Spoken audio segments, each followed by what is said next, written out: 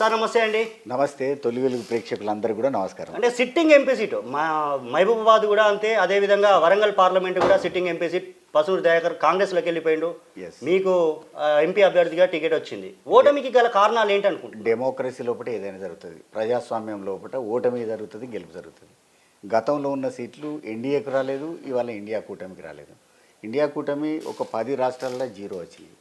అదేవిధంగా ఎన్డీఏ కూటమికి 13 రాష్ట్రాల్లో ఇండియా కూటమికి 0 వచ్చినాయి. 10 రాష్ట్రాలలో 0 ఉన్నాయి. ఏదికి? ఎన్డీఏ కూటమికి. ఎన్డీఏ కూటమికి ఉన్న వీళ్ళు ఇలా ప్రభుత్వాన్ని ఏర్పాటు చేస్తారు, ప్రధాన ప్రతిపక్షంగా అది 2 ఉంటూనే ఉన్నాయి. అట్లనే మనకి ఏకైక రాష్ట్రం, ఏకైక రాష్ట్రంలో 0 వచ్చినాయి. ప్రజాస్వామ్యంలో గెలుపోవటములు సహజం అని చెప్పిన కదా, ప్రతిసారి గెలవాలని లేదు, కానీ ప్రజల పక్షాన నుండి కొట్లాడాల్సినటువంటి అవసరం లేదు. కాబట్టి తెలంగాణ ప్రజల పక్షాన కొట్లాడడం కోసం మేము ఎప్పటికీ సిద్ధంగానే ఉంటాం.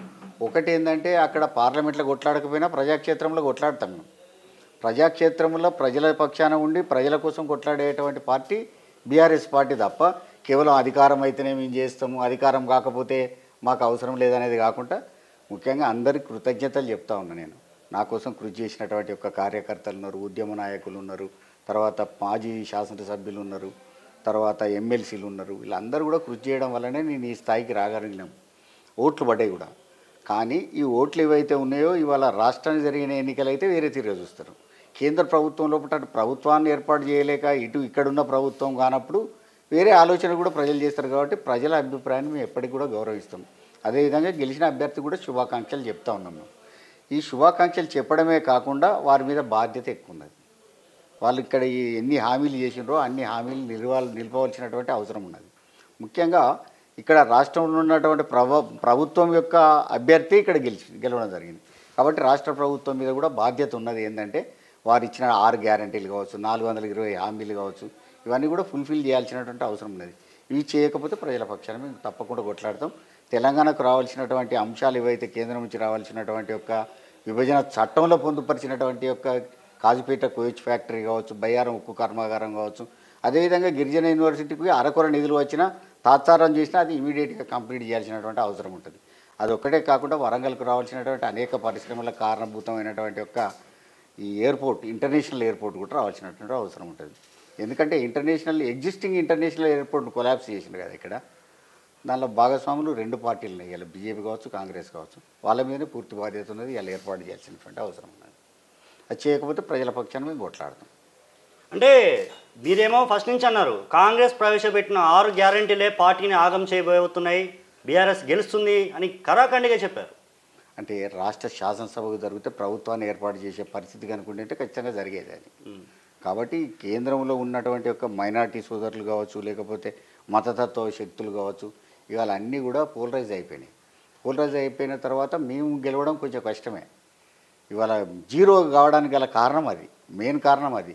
కాబట్టి నేను కేసీఆర్ గారికి కృతజ్ఞతలు చెప్తా ఉన్నా, హరీష్ రావు గారికి, కేటీఆర్ గారికి, ఇక్కడ ఉన్న వాళ్ళు టికెట్లు ఇచ్చిండ్రు, నా కోసం ప్రచారం చేసిండ్రు. వాళ్ళందరికీ కూడా కృతజ్ఞతలు చెప్తా ఉన్నా. ఇవాళ తెలంగాణ రాష్ట్రం లోపల ఇవాళ జరిగినటువంటి విధ్వంసం జరుగుతూ ఉన్న చూడు, దాని పట్ల అప్రమత్తంగా ప్రజలను సమాయత్తం చేస్తాం. కాబట్టి పోరాటం చేయడం లోపల మేము ముందుంటాం. మాకు సీట్లు ముఖ్యం కాదు, అసలు సీట్ల ఓట్ల మాకేం వస్తుంది, ఏది పోతుంది అనేది కాకుండా ప్రజల పక్షాన మాత్రం బరాబరి కొట్లాడాలి. అంటే ఈ 10 ఏళ్ళు మీరు చేసిన దాదాపు అభివృద్ధి చేయలేకపోతేనే ఈరోజు బీఆర్ఎస్ ఈ స్థాయిలో ఉంది అని అటు ఇప్పుడు అధికార పార్టీ కాంగ్రెస్ అంటుంది, అదేవిధంగా బీజేపీ నేతలు కూడా అంటున్నారు. ఒక్కటి ప్రజాస్వామ్యంలో ఒక ప్రక్రియ ఏంటంటే, అభివృద్ధి ఒకటి ఉంటుంది, సంక్షేమం ఉంటుంది.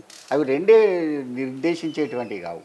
అవి 2 కాక ఇతర పాలిటిక్స్ కూడా ఆధారపడ్డాయి. రాజకీయాలు కూడా చేయాల్సిన పరిస్థితి వస్తుంది.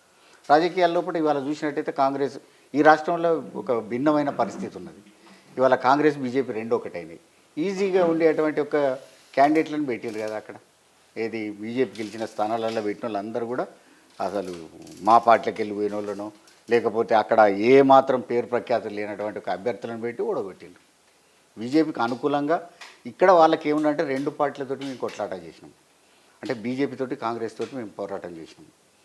వాళ్ళు ఏం చేసిందంటే, ఇవాళ కాంగ్రెస్ బీజేపీ 2 పార్టీలు ఒకటై మమ్మల్ని టార్గెట్ చేసినాయి.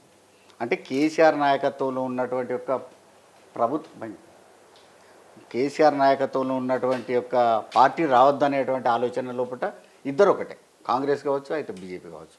కాబట్టి వాళ్ళు హ్యాండ్ గడుపుకున్నారు. చీకట్లో ఇద్దరి ఒప్పందాలు ఉన్నాయి కాబట్టి అసలైన తొలి వెలుగు. ఫాలో వాట్సాప్ @తొలి వెలుగు official.